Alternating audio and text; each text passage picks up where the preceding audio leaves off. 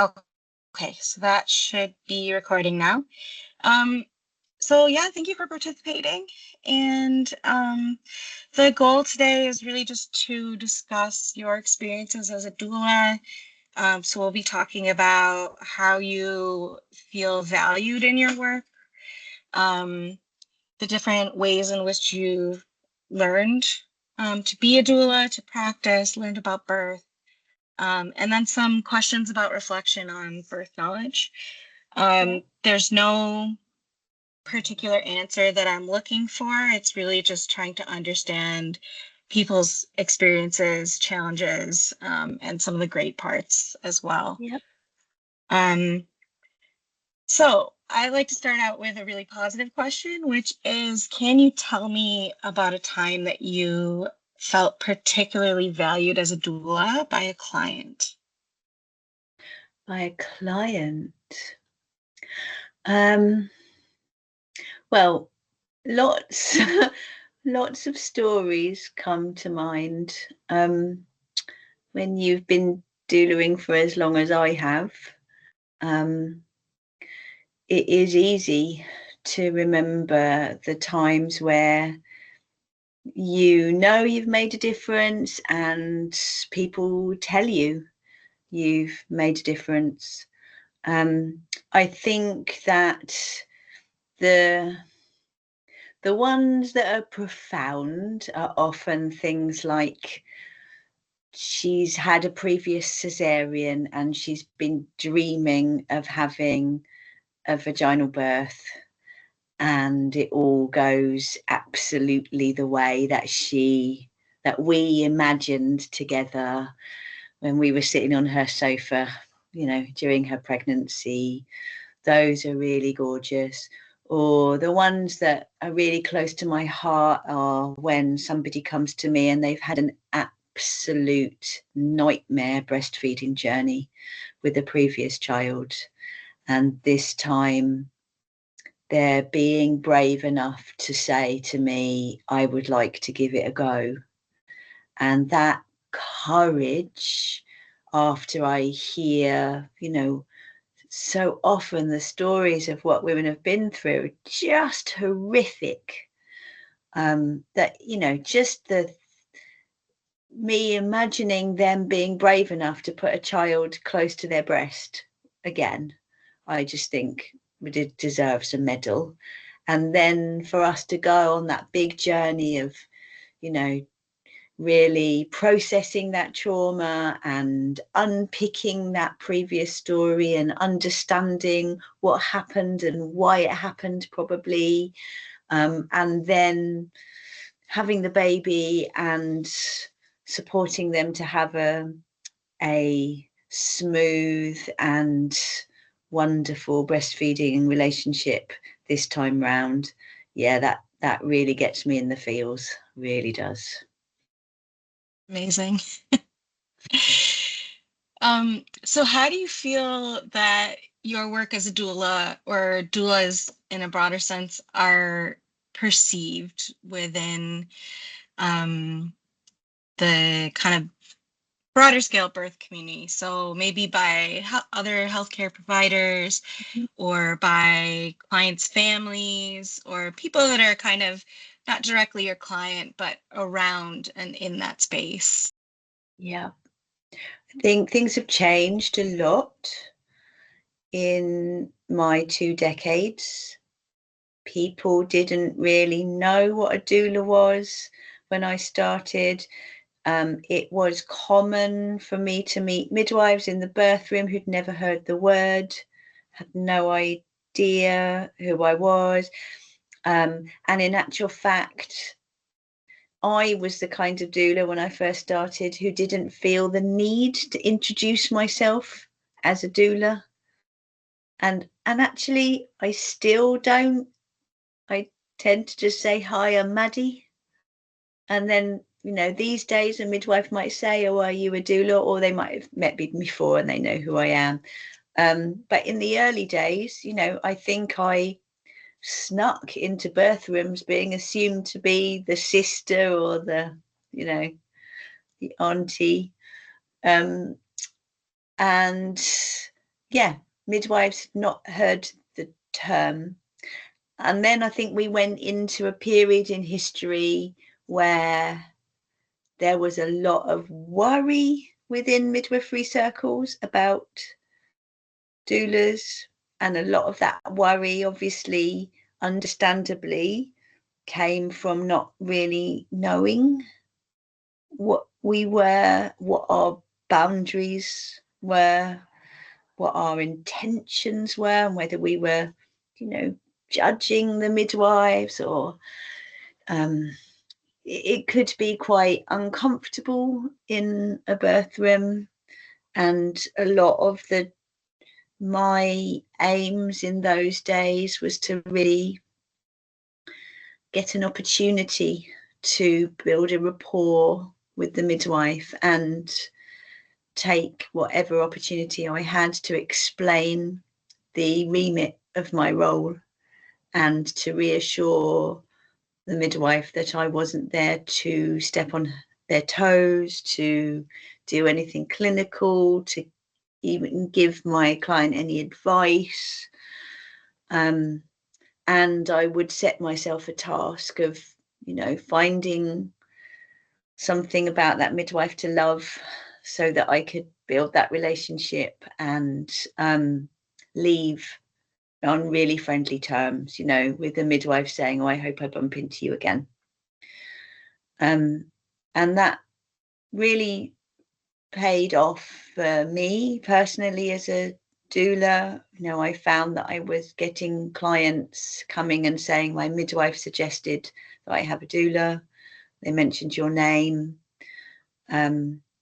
So that was important for me personally, but I think on a grander scale, we're still not out of that time in history where there is an awful lot of suspicion, less and less from midwives, where more and more student midwives are meeting a doula during their university time, and they're getting a chance to ask questions, and even work alongside a doula during their career and during their student time. But amongst the obstetric community, I think there's an awful lot of suspicion, misunderstanding, maybe even a lot of worry that we are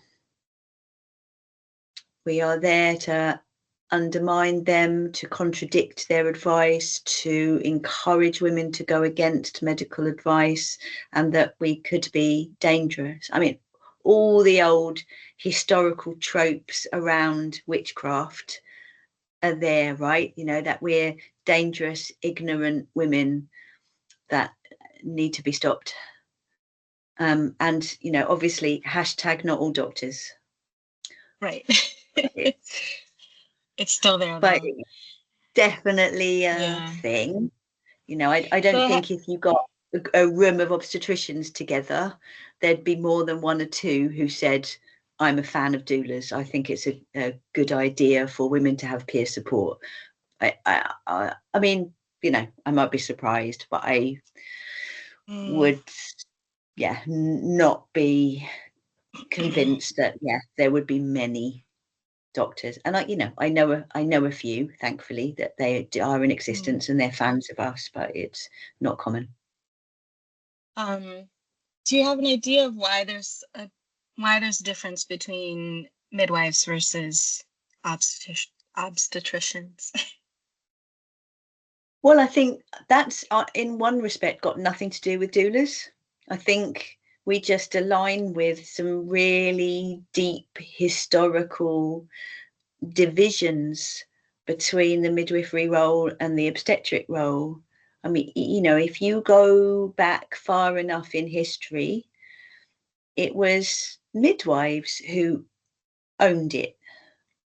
Birth, if you want to talk about it like it's an industry, that we didn't have men or sort of a male patriarchal role within birth, it was women supporting women within a small community of families who knew each other. And there would have been a wise woman in the village who had probably caught your baby and your mum's babies and your grandma's babies even, you know, who knew you, had known you since you were running around in the street playing tag. And barber surgeons came along, and, you know, obstetrics was invented. And that suspicion between midwives and doctors, I think, stems, you know, is that ancient, and their approaches traditionally have been so different.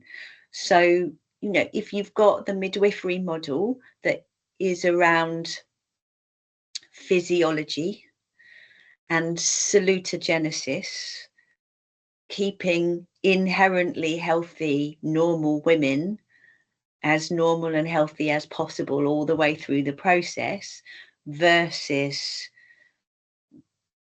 this female body is inherently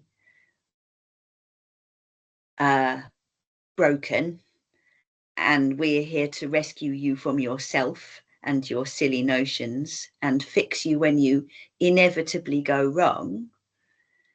Those two philosophies cannot live side by side, and yet we ask them to work within the same structure in a hospital.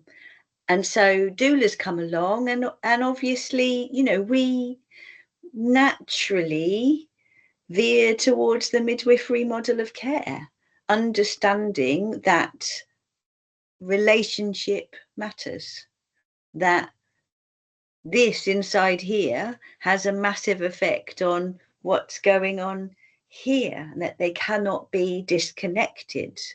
And so we need women to feel safe and loved in order to have a safe and healthy pregnancy and birth.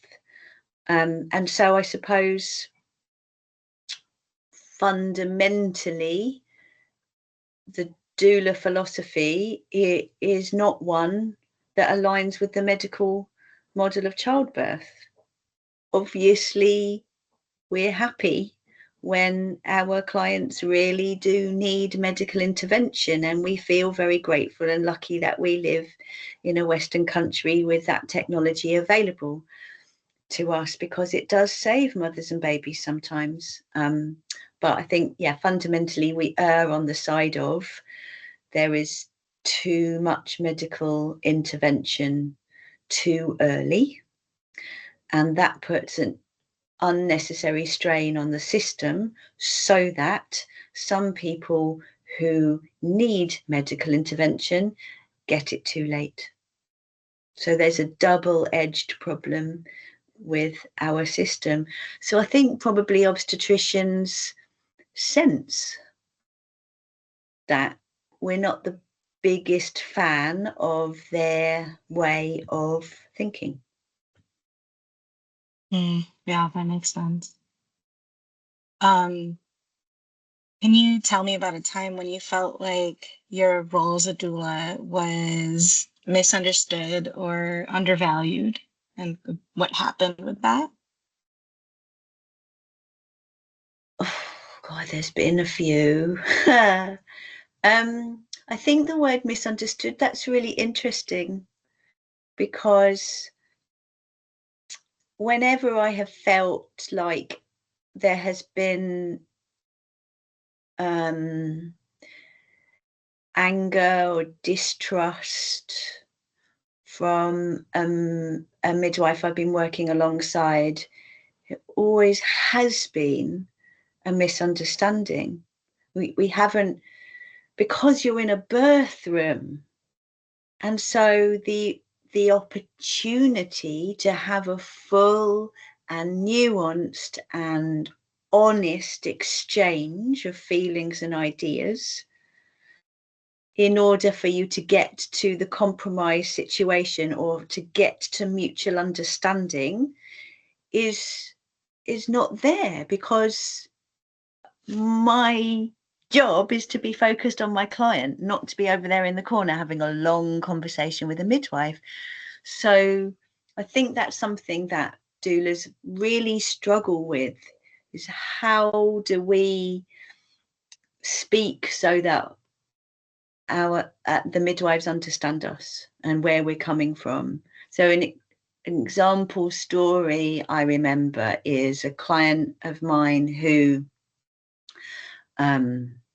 had very good reason, based on previous trauma, to avoid vaginal examinations if at all possible.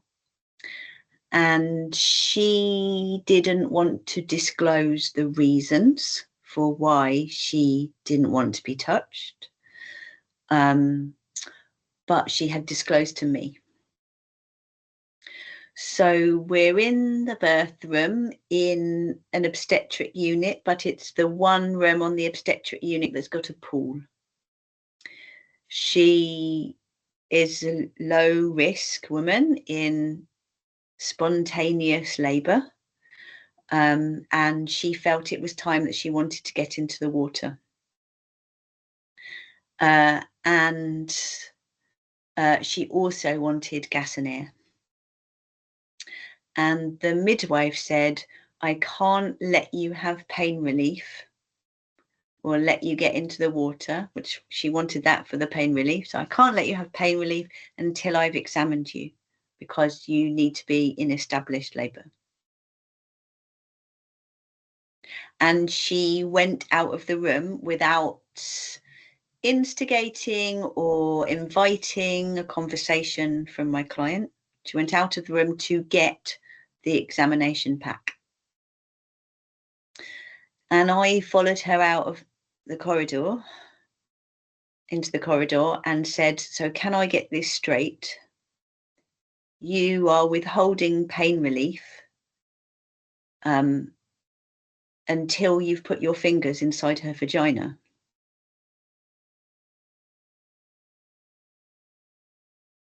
Therefore contravening her human rights. I was angry.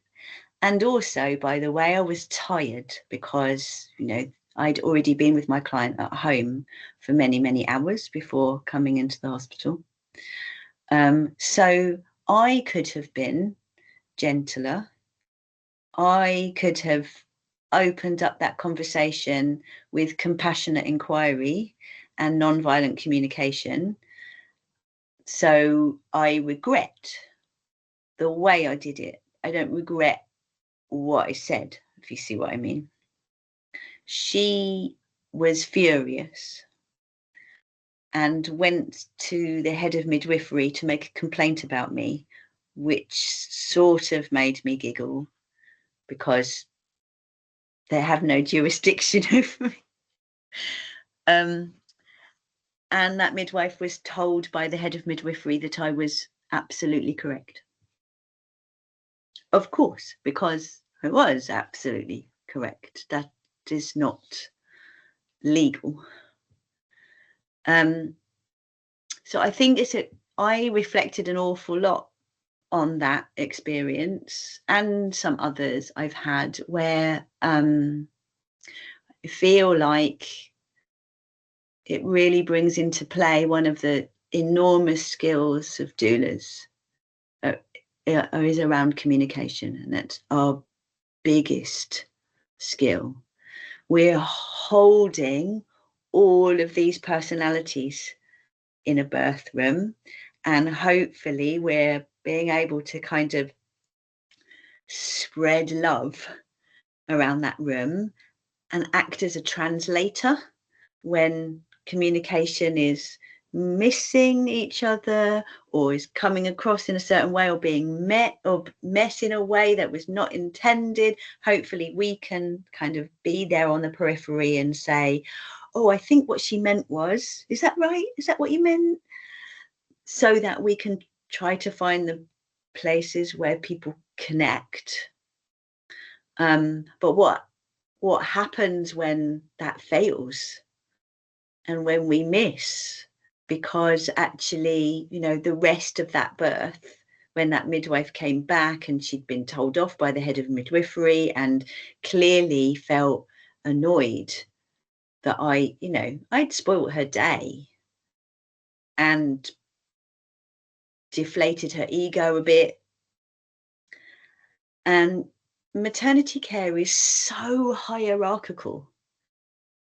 It's not their fault. That's the pond they swim around in, is a hierarchical situation where you are constantly being put down by the person above you.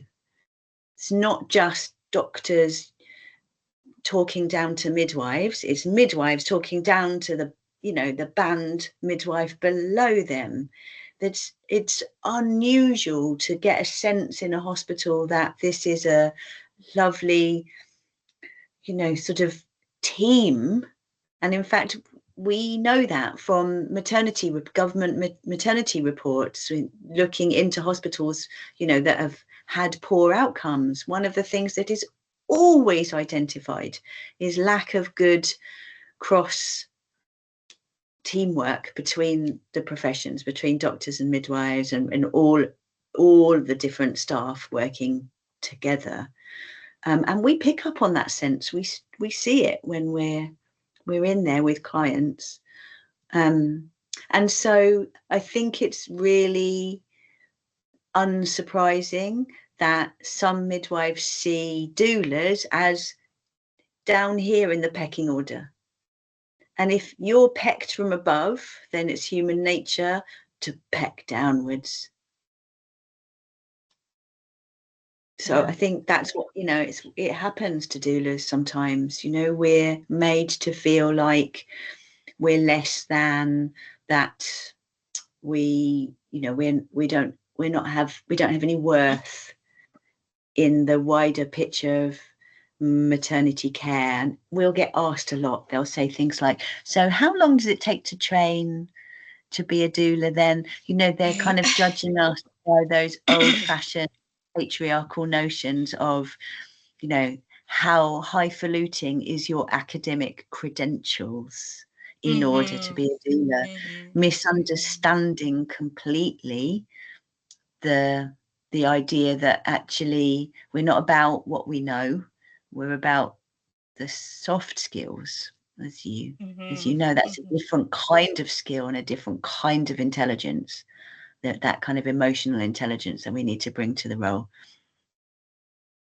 I have so many thoughts, but this is about your thoughts.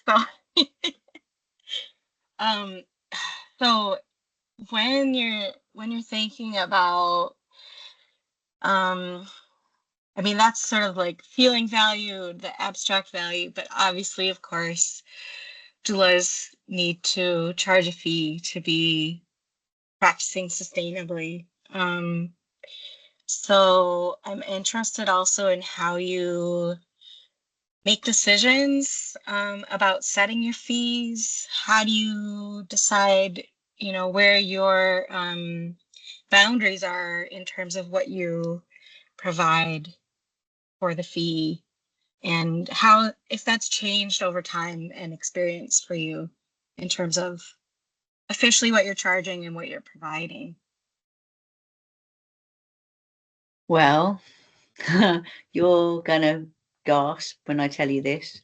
When I first started as a doula, as a mentored Doula UK doula, I was only allowed, as a condition of my membership of Doula UK, to charge £150 for a birth.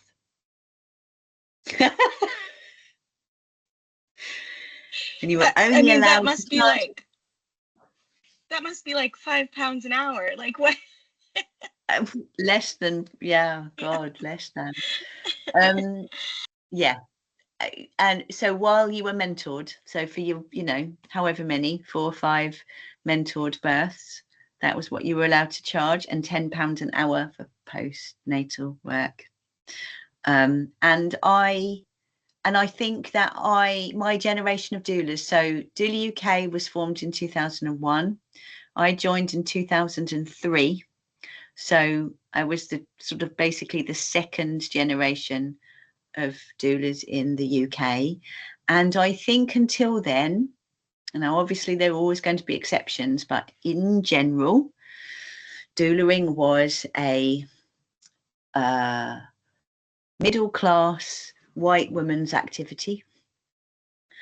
And therefore, most of the doulas that I met when I first joined Doula UK didn't financially need to make doulaing sustainable. Their husbands had nice jobs and they could have just not been working at all. It was pin money. Mm-hmm. And so this cap that they put on our earnings, I think, was based on, it was a laudable aim. Let's make doulaing really accessible to people who can't afford it, to spend more money, so they can get a mentored doula for cheap. And I get that, brilliant.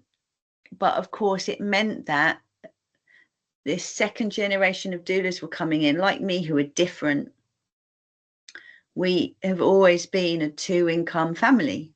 It wasn't an option for me. If I couldn't make doulaing work for me, then I'd have to pack it in and go and get another job. So I fought hard to get that cap removed. But the nuances, I think sometimes we lose the nuance. You'll see a lot of doulas out there, or a lot of birth worker coaches shouting really loudly on Instagram about doulas must charge their worth. Do not let anyone tell you that you can't charge £2,000 for a birth. Immediately you're trained. And I think I always, in all debates, inhabit the grey areas. Yeah, if you want to, you've just done a doula course. If you want to go out there and charge £2,000 and, service the highest echelons of your local community in terms of income, then knock yourself out. That's fine. But there will be doulas out there who want to give freely. And there will be doulas like me who have to make it financially sustainable, but who also want to serve a very varied demographic.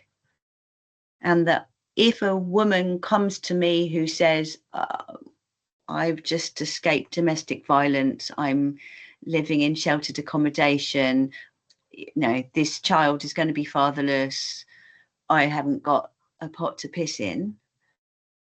If I've had a client last month who's paid my top whack, I'm probably going to be able to afford to say yes. So I think there's nuance in it, and there's going to be loads of different kinds of doulas out there. Some who I call her Auntie Doris. She probably only still charges £200. And only, looks after her daughter's friends and their friends. And she's probably going to get newer doulas coming along feeling grumpy because she's out there undermining the service in the public's eyes. And so we have to communicate with each other.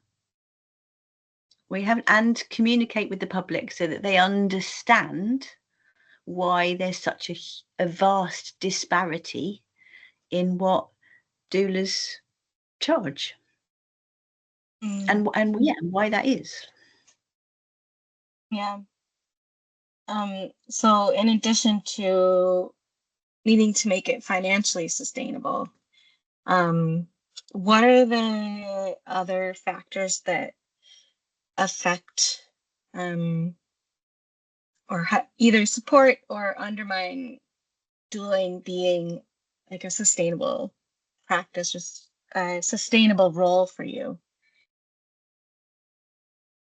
Well, like any self-employed role, it is hugely dependent on the state of the economy and how much ready money people have to put aside for something like this. And unfortunately, we're still, however much doulas really try to get our message out to the public, I think a lot of people will assume that we're a luxury. A nice luxury, maybe, but we're a luxury. And so if the economy is biting and you're counting your pennies and you're having a baby, it may be the first thing to be ticked off a list of potential things that you'd like to spend your money on. And that's hard for doulas because we can all tot up in our mind how much money we probably save our clients because they haven't bought that enormously expensive piece of kit that John Lewis nursery department tells them is absolutely indispensable. And of course, you know, what price you put on coming out the other side of birth and the early postpartum, not feeling like you've been run over by a truck. Mm.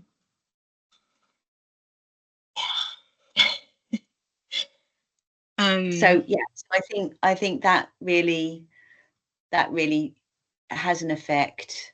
And sadly, I think sometimes people are sabotaged out of having a doula.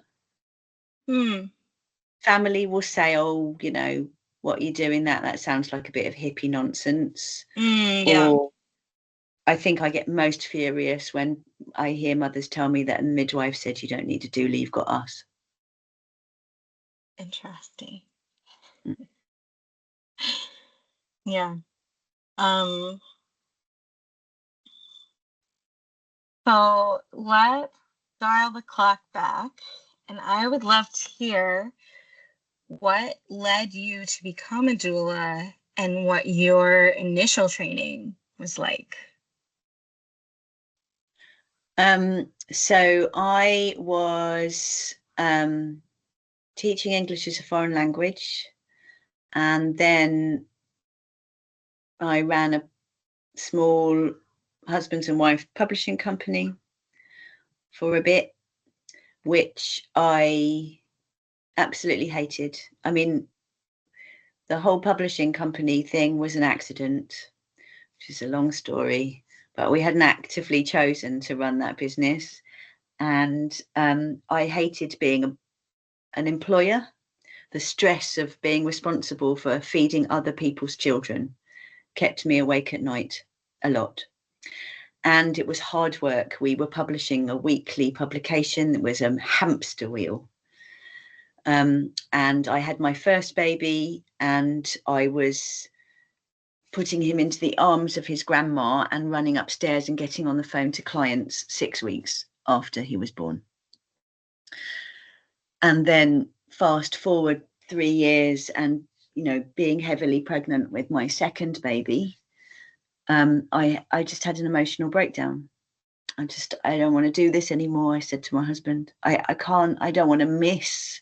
I missed Daniel's baby and toddler years. I feel like I've missed it. It's just gone like that. I want to be with this baby more and really enjoy it. It'll probably be my last baby. And so actually, thank goodness, he felt the same. And so we sold up. And so we went into parenthood second time around, having been utter idiots, really, because neither of us had a job.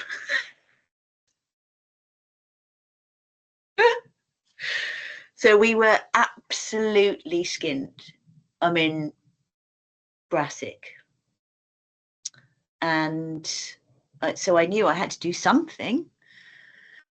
And I was in the preschool playground, delivering first child with second child on my hip.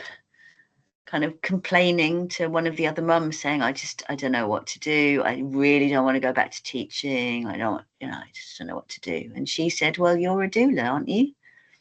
And I'd never heard the word before. And I said, well, what on earth is that? And she said, well, I don't really know, but I think it's like when I had this baby, and she pointed to the one that she had on her hip, who was like a little bit younger than mine. She said, you were the only one in the village who came round with food and didn't tell me what to do. And I thought, oh, is that a job? Can I get paid for doing that? She said, yeah, I think you can actually. So I went home and Googled, found a course, and it was the only course in the UK at the time, run by Michelle Kline, called Paramana. And I looked at it and it was £250. And so I thought, and I closed the computer and went, well, I have to forget about that idea then, because, I haven't got 40 quid to go and do a Tesco shop, let alone 250 quid. About 6 weeks later, I had found the one local doula. She was only postnatal, and I'd gone and had a coffee with her, and she was amazing. I loved her, and what she told me about the job had really lit my fire, and so I was grieving not being able to do this course. And then about 6 weeks later, I went to the supermarket and I went to the cash point to see how much I could afford to spend. And there was £5,000 in my bank account. And so I nearly fainted and ran home to try and work out what this money was. And it was the wonderful Labour government had brought in tax credits, and I'd applied for them and had forgotten all about it. And what I hadn't known was that when they approved you for tax credits, they backdated it to when your baby was born. Yeah. So that's how I afforded to do a doula course. That's amazing. And that's why we always help as much as we can people to become doulas, because I wouldn't have been able to do it if I hadn't had help. Mm. So what was the course like as the only course? That's pretty amazing. Michelle Kline is a great man. We have the birth world as a whole have a lot to thank him for. Not just women being able to use water in labour as pain relief and a way to enhance and augment their labour, but for us all to understand, how important it is for women to be loved through their labour and to feel private and unobserved and not judged. He really writes in a way that helps us understand the big sciencey questions around, oxytocin and how all of the other hormones work, and why birth being a community event is so important, and why it is why interventions in birth can have adverse consequences for both birthing person and their baby. And so it was wonderful to be able to sit at his feet and listen to him for 3 days. And I learned such a lot about how birth works. What I didn't learn was anything about the postpartum period. And what I didn't learn were the practicalities of being a doula. And if I had, and I didn't learn anything about what skills I might need in order to slot into a hospital environment. He was talking about birth in an ideal scenario with a, you know, at home in an oxytocin rich environment with a doula and a loving partner and a knitting midwife in the corner. And, you know, and of course that's wonderful when you can get it. But I went into a reality where most of my clients were choosing hospital birth because they didn't know that home birth was a possibility. And I was working in hospital rooms alongside midwives, and I hadn't learnt anything about their role or how I might enhance those relationships, and help my clients get the best possible from that system, or how to support them when actually, you know, their labour did end up needing instruments or being in theatre to have a cesarean. And I learned nothing about running a business, running a doula business, and how I get the word out there, and, you know, all of that stuff. And so if I hadn't had a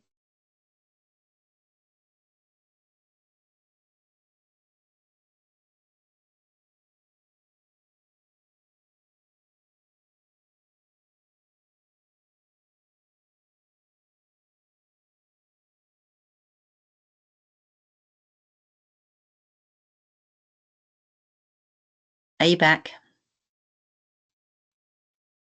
I can't hear you.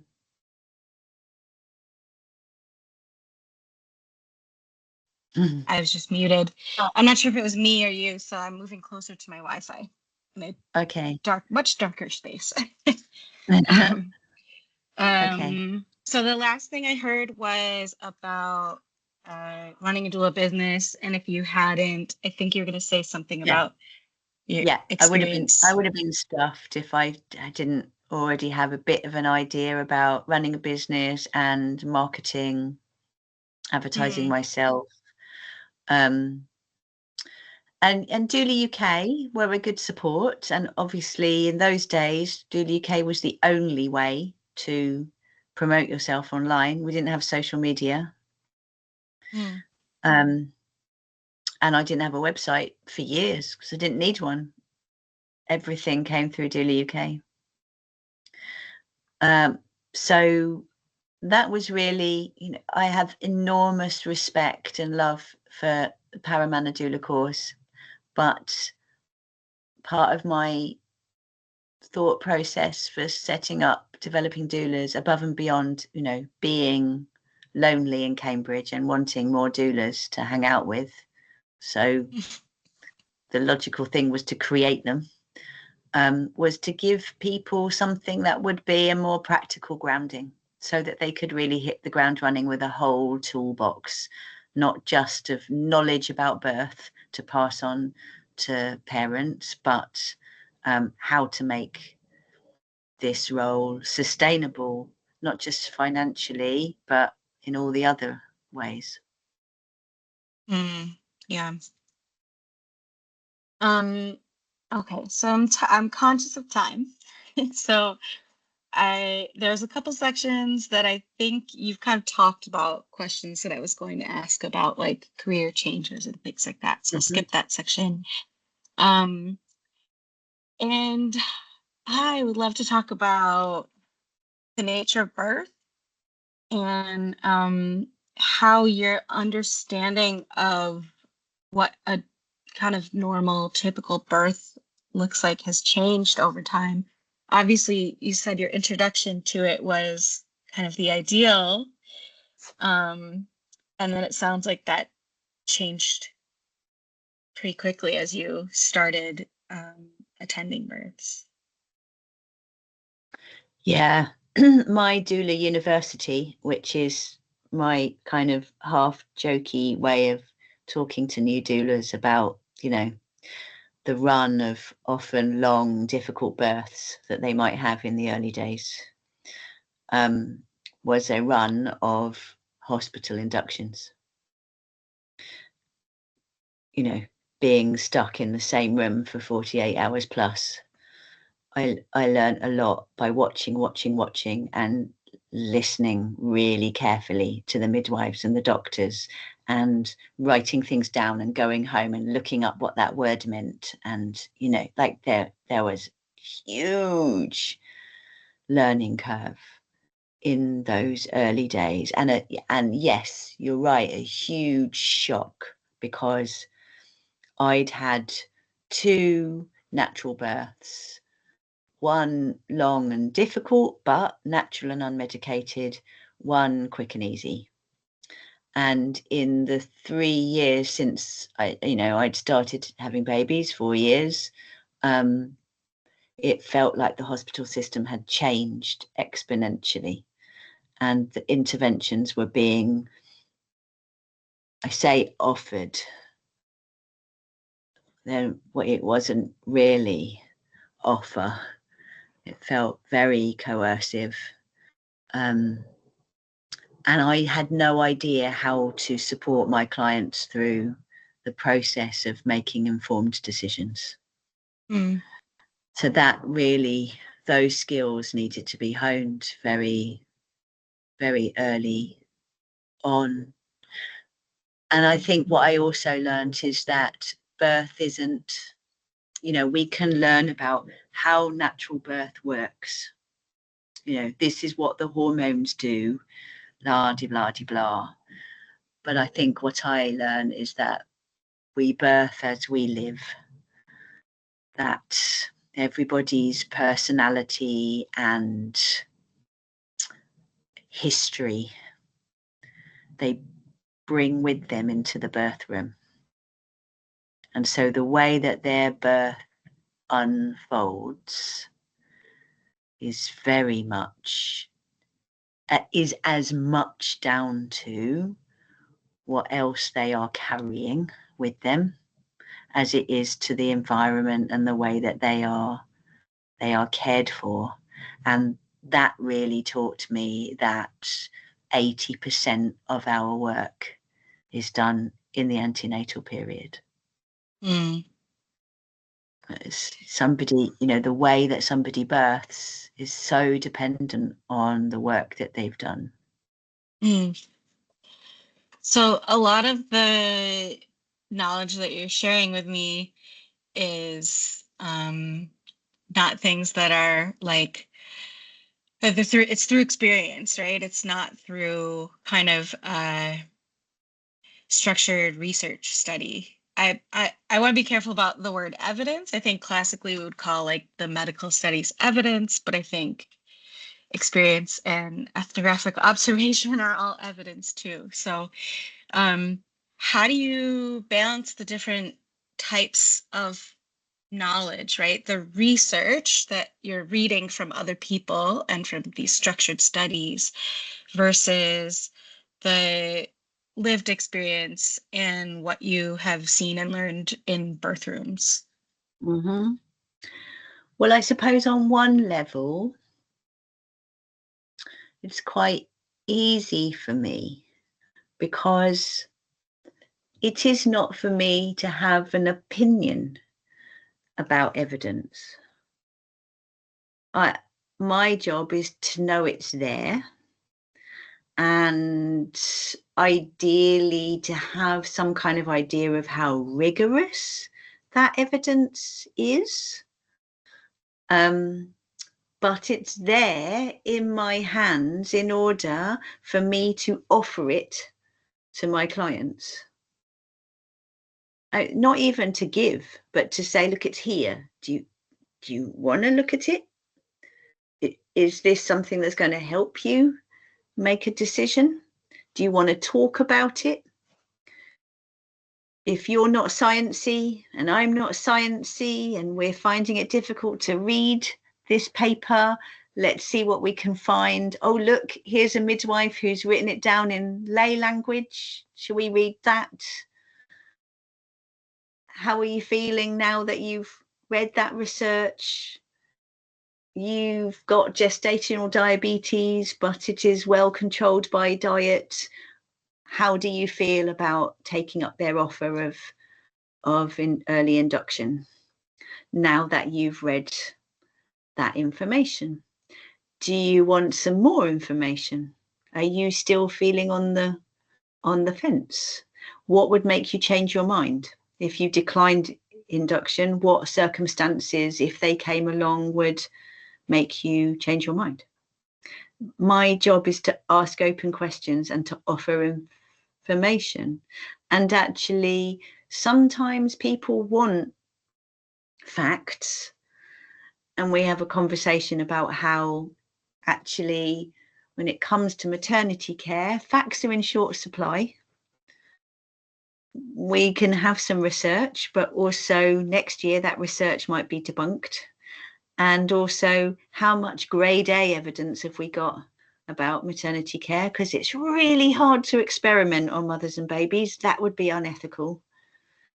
So a lot of the research we've got aren't randomized controlled trials. And then is that important to you anyway? You know, does how you feel matter? And your personal circumstances. Like an example I always give is a client of mine who wanted induction at 37 weeks. And all of the midwives were trying to dissuade her from this, saying, you know, but you have no clinical indication to be induced and there are risks. And I was kind of like giggling, going, I guess this is normally the other way around. The health professionals are offering induction, client and the doula were saying, well, you know, but what they weren't taking into account is that her husband worked on an oil rig. And if she didn't have her baby whilst he was on shore leave, he would miss the birth of his child. So for them, the social aspect of how and when she gave birth outweighed any clinical studies or medical advice. And I might have opinions or emotions about that, but actually I totally understood it. And my job was to unconditionally support their informed choices. The fact that, you know, that maybe that choice was not informed by the same kind of thing that I would want is irrelevant.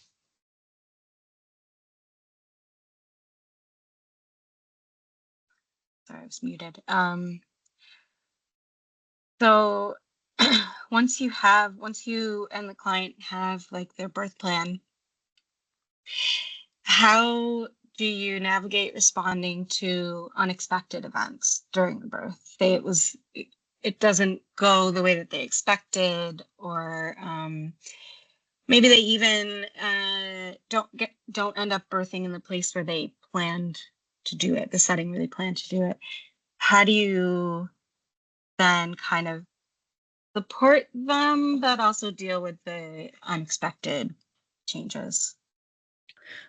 Well, I suppose the big part of that is to hopefully have spent enough time in pregnancy with them that it isn't unexpected. That we've got our plan A, they've got their preference, but we have explored lots of other scenarios. We've explored what it might look like if the baby's not coming. We've explored what it might look and feel like if suddenly there's a worry about the baby. We've looked at what they might expect if they end up in theatre. We've role played even if they've wanted to. And we've written down preferences for different scenarios. So I suppose if I could have, you know, a wish, it would be that people stop talking about the birth plan. It's plans in plural. Because having a birth plan, this is my ideal, la la la la la, I'm not thinking or looking about anything else. Everyone says just think positive, don't let any negative thoughts into your mind. That is opening you up for disaster, and it creates a social construct where people say there's no point having a birth plan. I had one and it all went out of the window. my birth went to shit, and what we want is for people to say, okay, so actually I got this and this and this and this and this of my plan A, but at the end my baby decided that he needed to be born in theatre, and actually I still got some of my plan A in theatre. I got my immediate skin to skin. I got some delay in clamping the cord. I got these things too, because we learned about this antenatally. I've had good antenatal education. I knew to say, this is what's happening. Have you had clients that basically just want you to be there and don't want any of the antenatal education? And how do you navigate that if for people who don't really want to think through all the scary to them possibilities? Mm-hmm. Yeah, and that happens sometimes. When you meet in pregnancy, they want to talk about other things that are going on in their life. I had one recently. She had a lot going on that she needed to unpick when we met. And, I remember thinking, how's this going to go? But you know what? Sometimes maybe we can know too much. She had just decided that she was going to have a natural birth. That was as far as we'd got in our conversations. And she did. She absolutely rocked it in like 2 hours flat from meeting her at the hospital. First baby. That's amazing. And so, I think if people feel safe and well supported, and they at least understand that, what is happening to their body is not pathological.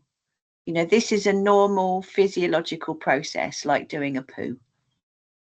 They're not frightened. Then actually, if you think back, we've been giving birth for millions of years. We didn't know about oxytocin or optimal fetal positioning or the pros and cons of pethidine in labour or any of all the 1,000,001 things that, we're teaching people these days. We teach it to them because actually we're giving them tools to navigate their way through a system that is not set up for their benefit. It's set up for the benefit of its own systemic self. But if you give people a great environment, which she had in a birth centre with a really lovely, gentle, supportive midwife and 2 doulas, then why would nature not play out very beautifully? Thank you very much. Or at least, you're stacking the cards in your favour, aren't you? So she was lucky. Yeah. Okay. So we are at about an hour. I have a million more questions, obviously. But so I want to finish with the last question, which is there anything that you think that you would like me to ask, or that you would like to mention that we haven't talked about yet, that's important to understand about doulas or doulaing or birth in general?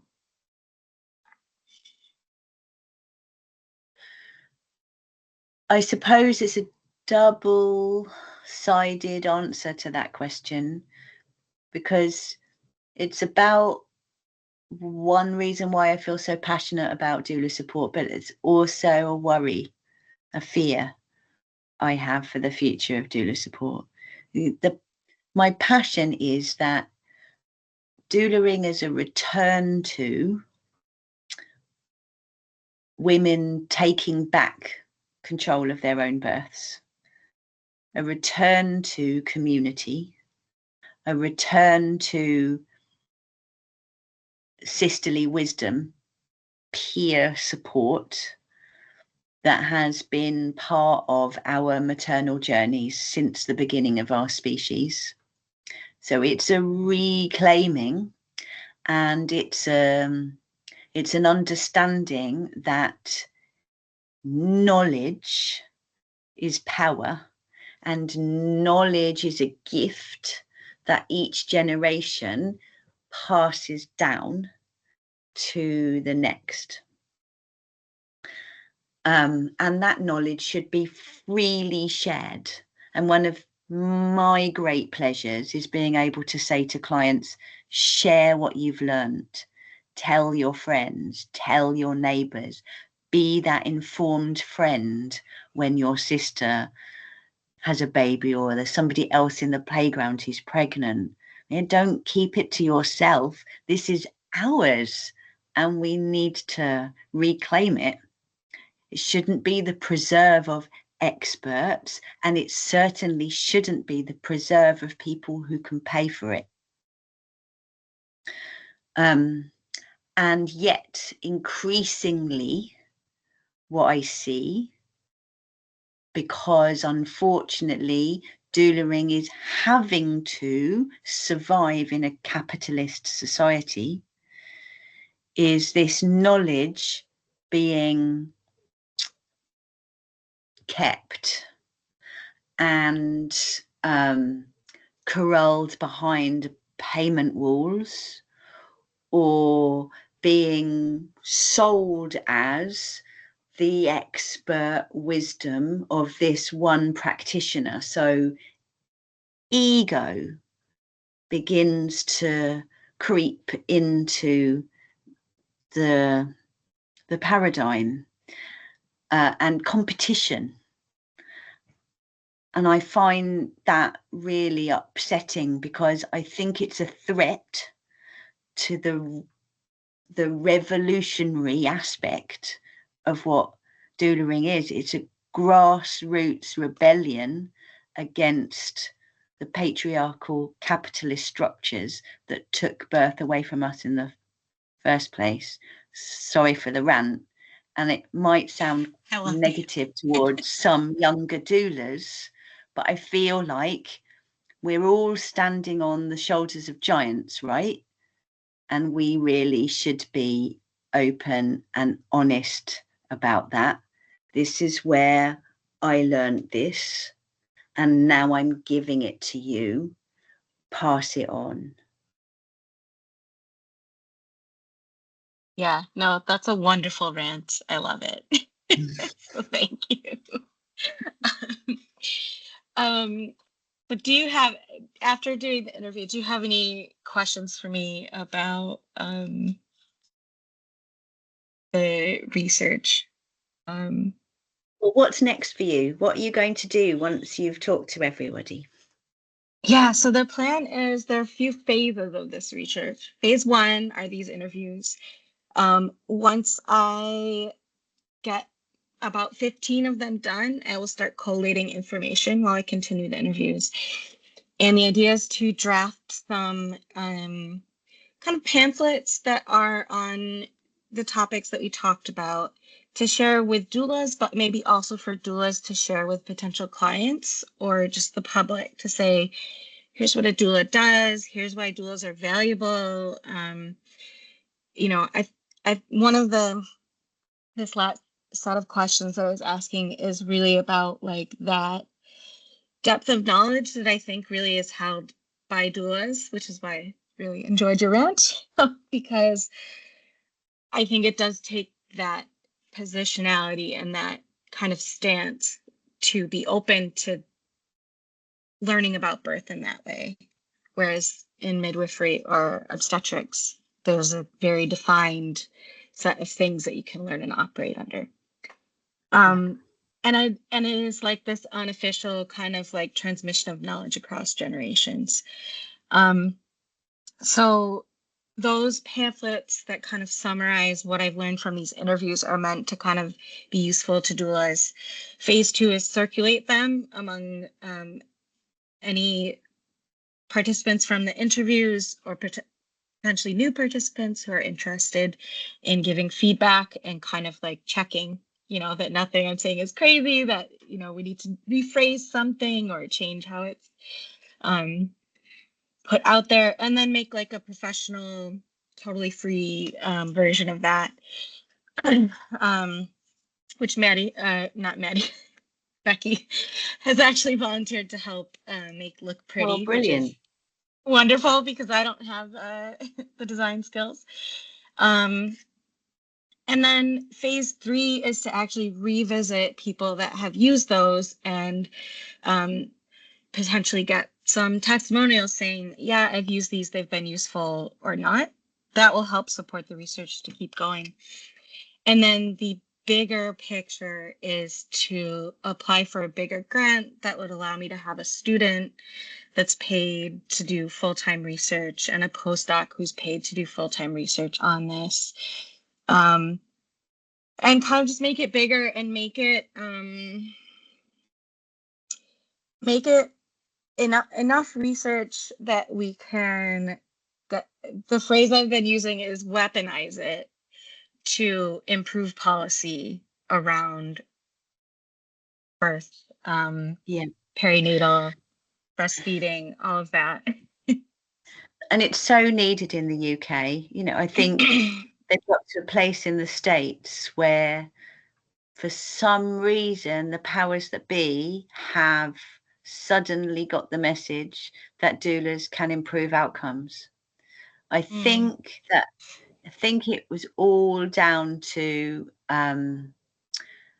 it coming out, so publicly that Black and brown women's outcomes were so dreadfully poor compared to white women.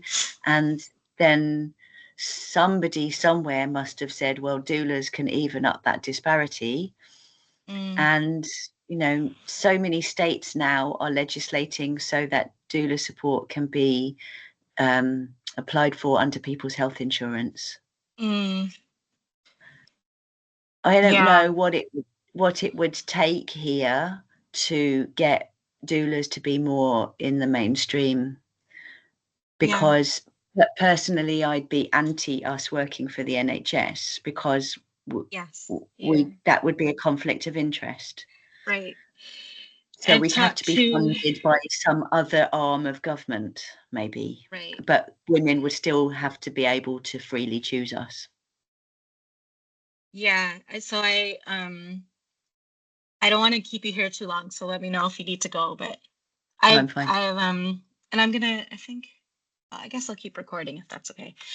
I gave birth the first time in Canada with midwifery-led care, but it's not the same. It's not as centralized there. So I was in BC, which I later learned, like, there's a really strong kind of grassroots movement of independent midwives and doulas, and a lot of the early work on birth support came from that area.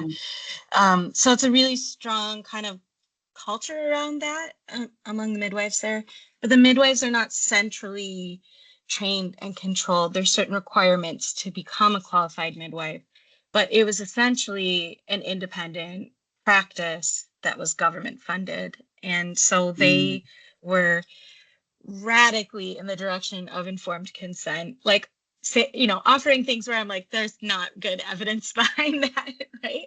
Which, as they should, because it shouldn't be their choice, right? That's right. And then my second child was here through the NHS system. He'll be 2 in November.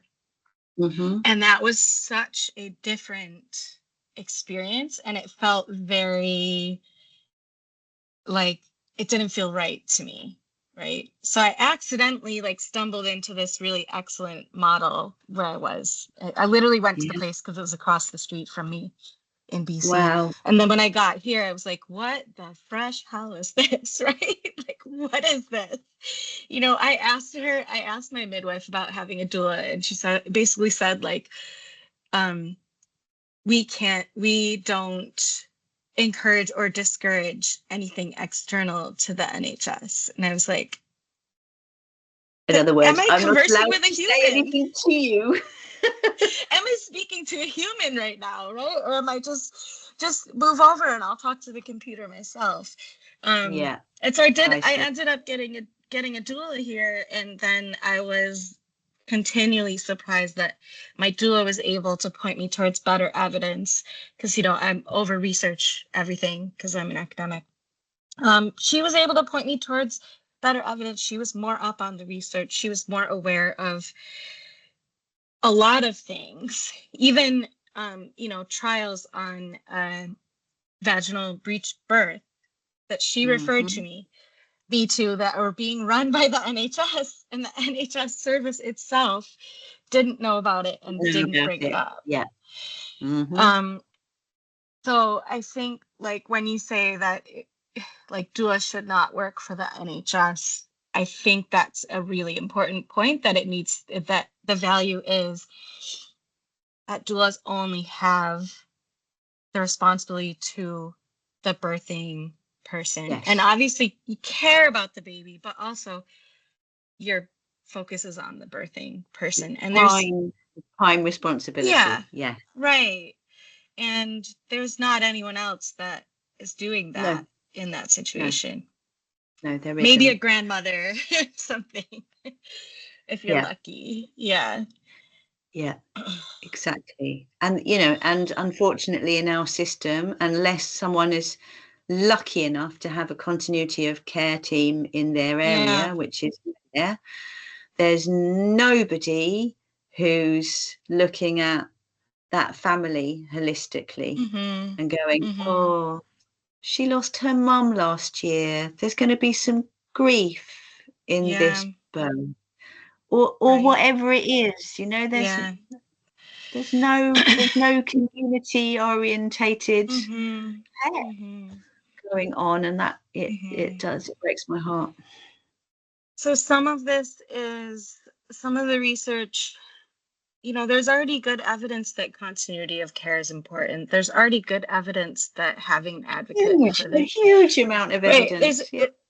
This is low-hanging fruit, and I think the trick with the research is going to be to angle it in such a way that basically makes it impossible to ignore that that's what should be done, to kind of drive a wedge in. And like, if I had control of the budget, right, it would be everyone just gets like a bursary or a credit to use for a doula or a breastfeeding consultant or some kind of care. I think where it gets really difficult with advocacy and policy is that it's very easy to put on the budget line, like, how much a C-section costs, but you can't necessarily say, okay, the cost of a doula is this much, and that's going to prevent this many C-sections. So you should put that money up front, prevent the problems, prevent all the interventions that don't need to be done. And that's going to save, because it looks like a cost, or it looks like an expenditure. It doesn't look like a saving, but it is. Yeah, I mean, certainly I would like to see more research done on, really digging into doula statistics, because at the moment it's really easy to just go, oh, well, doulas have a self-selecting population of healthy people who've got money to chuck at pregnancy, so they're probably going to have a good diet and be healthy, and they can afford a gym membership and blah blah blah. Of course they're having good outcomes and natural births, but actually that's not my demographic. I have a hugely varying group of women that I've served over the last 20 years. And even when you put in the fact that I do doula for what the NHS would call high risk women, if you compare the C-section rate of my clients to the national average, it's less than half of what the NHS is doing to women. So, and I think most doulas would say the same thing, that you know, we can do 12, 15 births in a year and have 2 or 3 cesareans and 10 or 11 home births. You know, like, it's not, there's no comparison to the NHS stat.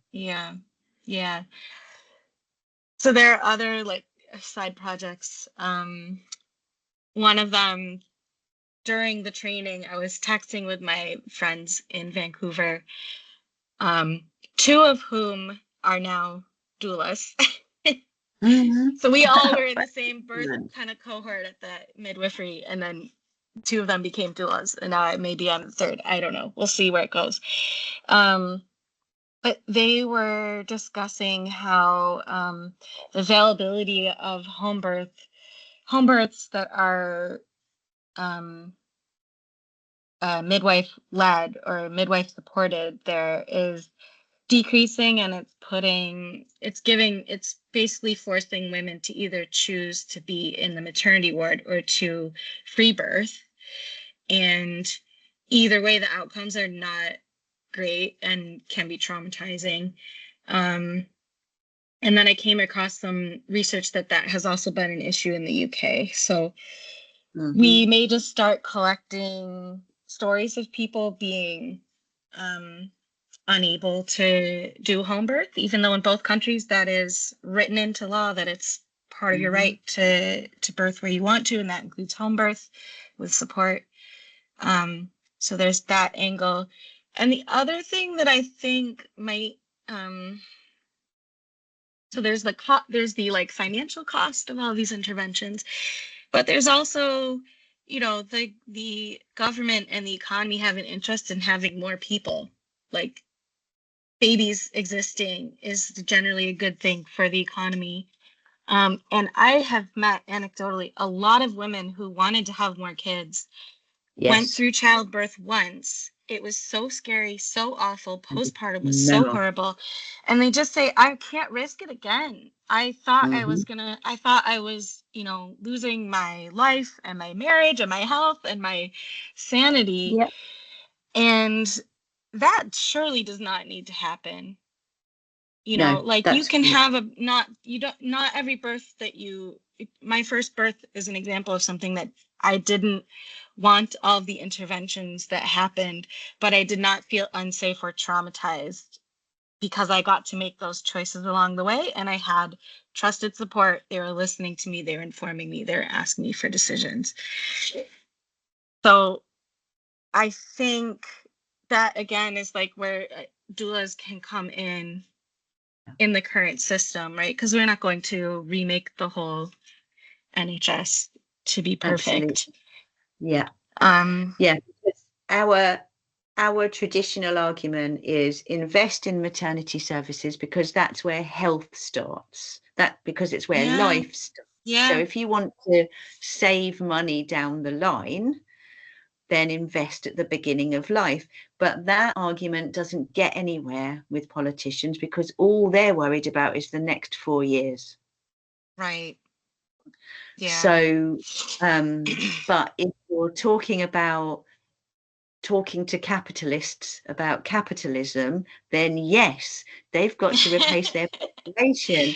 They need a next generation of workers, cogs in the wheel. So yes, and we are not at replacement birth rate at the moment. I think we have slipped under replacement birth rate. We've got this massive aging population. It's a worry for our capitalist masters. Right, exactly. So, while I don't have any huge allegiance to capitalism, this is kind of a slightly cynical way to like force people to pay attention to good things that need to happen in maternity care. I like it. So I think that's the way in. This is why I say weaponizing, right? Because that wouldn't be my goal. That wouldn't be my research approach. But I think adding that into the research might actually have more of an impact. Yeah, absolutely. Yeah. Yeah, and it has emotional impact, for people to actually understand Mm, that parents are deciding actively not to have more children yeah. because the system has harmed them so Mm-hmm. deeply. Mm-hmm. That's And a that's a big deal. I haven't seen anything about that, but I hear it all the time, Me right? too. Casually from a lot of women. So I think Yeah, that could be a really important thing to document and to share. Um, definitely. yeah. Well, thank you for staying and talking even longer. It's wonderful. You are so welcome. So what will happen now is I will send you what's called a debriefing form, and it basically says, here's what the research was, here's my contact information. It gives you some additional contact information. If there were any issue, you could contact someone from my department rather than contacting me if you felt like something went wrong, or I didn't follow through on anything. And I will send that to you probably today, in the next like half hour. Um, and as the last question is, would it be okay if I contacted you again for the part 2, which is looking at the drafted materials? Yep. Okay, Yep. great. You can always opt out and tell me to leave you alone whenever you feel like it. I will check in and make sure that I'm not harassing anyone along the way. Wonderful. No, that's all Okay. fine. Thank you again. Do you have any questions before we go? No, Okay. just good luck and thank you for doing Thank this you so wonderful much. research. It's really Thank appreciated. you. I'm going to stop the recording.